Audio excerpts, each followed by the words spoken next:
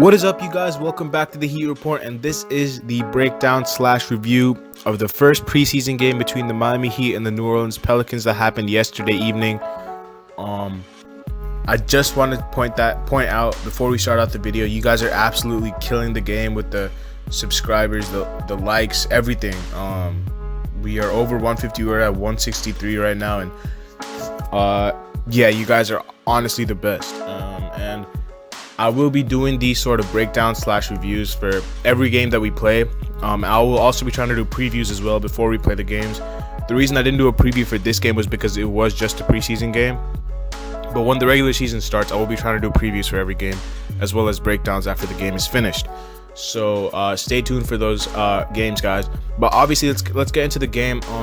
We did end up losing the game by about 20 points. And there are some things that I want to talk about.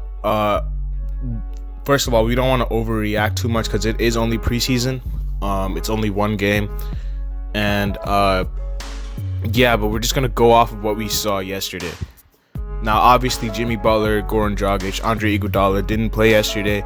And I think it was just due to just time off because they are veterans and giving the young guys more opportunity.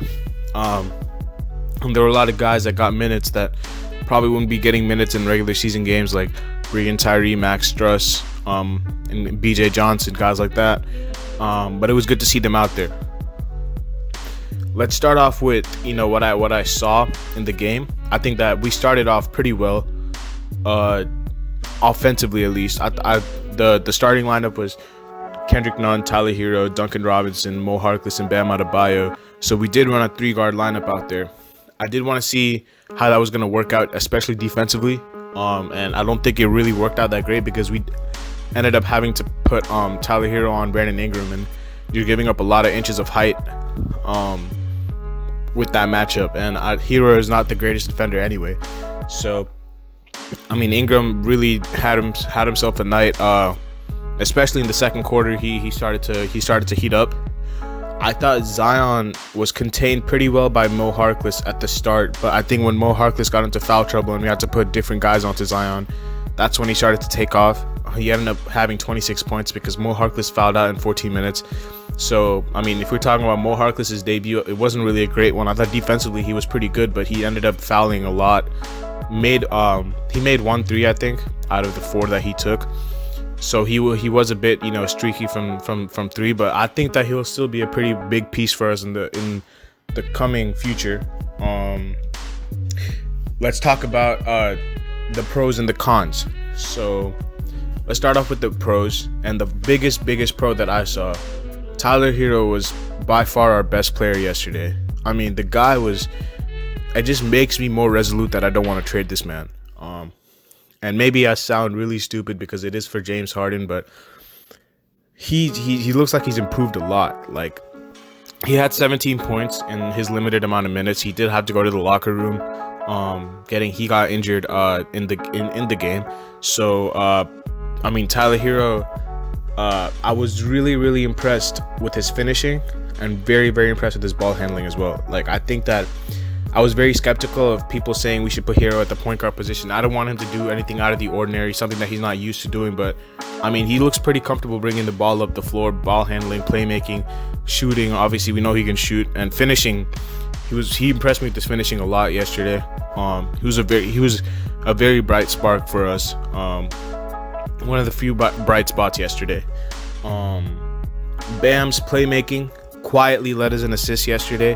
I think the thing with Bam is that, he is already an all-star, so people know what he's capable of. So he's going to, like last year when he was having these nice games, it was it was getting a lot of attention because Bam, like, no one was used to seeing that from Bam, but now everyone's used to seeing what we saw yesterday from Bam. So all these games that Bam is going to be contributing in is going to be quietly contributing in, doing all the dirty work. I mean, that play where he just dived on the floor, like, and for those of you guys who didn't watch it, I will explain it right now. So basically, their point guard was bringing it up. Bam was at the 3-point line with Steven Adams at the top of the key. He was guarding Steven Adams. The point guard tried to throw it to Steven Adams. Bam stole the ball, dived on the floor. It held the ball. Duncan Robinson cut. Bam had the vision to pass it to him. It was an easy dunk. That's a hustle play. That's a Heat culture play right there for Bam. That just typifies his game. Another pro that I saw was from KZ Okpala. Very good defensive effort. I thought that in the amount of time that we played KZ, I thought defensively he showed a lot. I think offensively he's still very raw, but I do think we can develop KZ over time. He was a second round pick, so it was just good to see KZ get some minutes. Other guys like Max Struss hit a couple of threes at the end, even though at the beginning he was not making any shots. So I mean, the pros. Precious also looked really good as well. In the time that he played, I thought Precious looked good as a role man.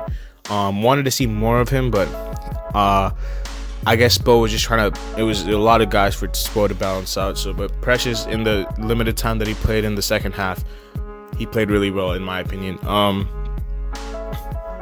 And yeah, I think for the pros, I think that's where it stops, and then we go to the cons, and I want to talk about. I don't want to single out anyone because I don't want to like go after a single person. Like the cons apply to a team as a whole, but there are like individuals who the cons will apply to at times, and this is the first one. I think Kendrick Nunn. I don't know what's going on with the guy, but I think Kendrick Nunn is a very, very, very good player when he drives, when he attacks. I think Kendrick Nunn last night settled for a lot of threes, which I don't think that's his game. I think Kendrick Nunn needs to stick to what he's very good at, which is attacking, because he can't shoot the ball, but he's a very good attacker to the rim. And the amount of times, like the limited amount of times that he did attack the rim, it resulted in something good. And I think this goes as a whole for the team. We fell in love with the 3-point line a lot.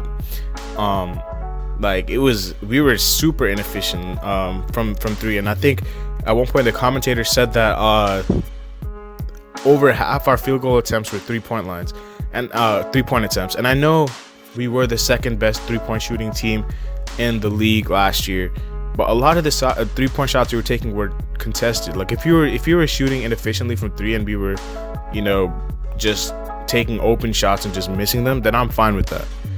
But when you're not getting those tough threes to fall, get something easy inside. Get a foul. Get yourself to the free throw line. Get your confidence up.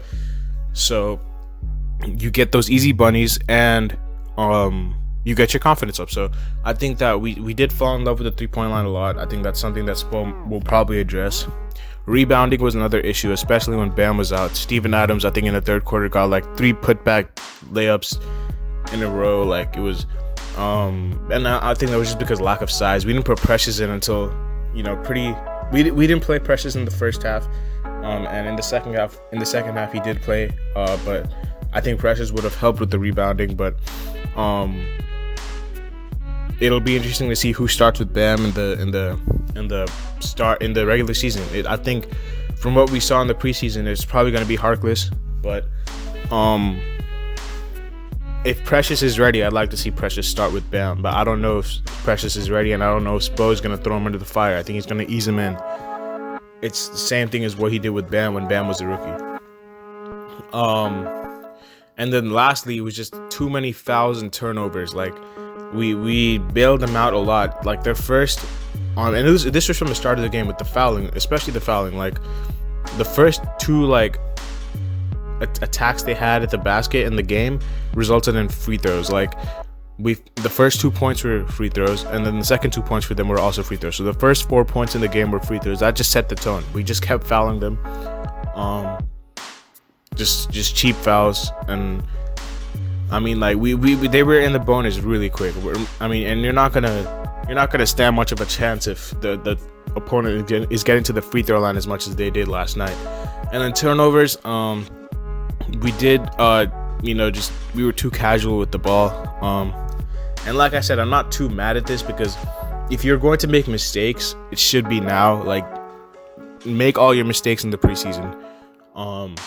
And I think that, because the preseason obviously doesn't really mean that much in the grand scheme of things, that's why I'm not too mad at these mistakes that people are making. It's just I have to point them out because they were apparent in a pretty big loss last night, and hopefully we can bounce back against the Raptors.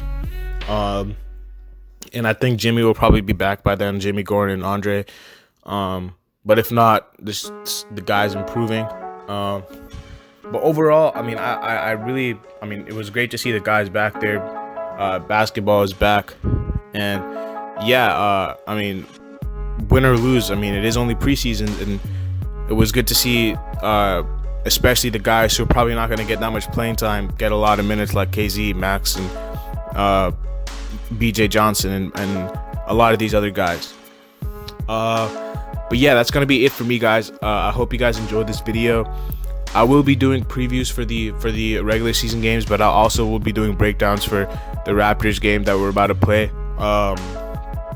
And I think 3 days, if I'm not, or 2 days, if I'm not mistaken. So the Raptors game is coming pretty fast. The second preseason game, and then we got the Magic on the 23rd, and that's opening night for us. So stay tuned for that, guys. As usual, please make sure you guys keep killing the game with the subscribers, the likes, the views, everything. You guys are absolutely the goods.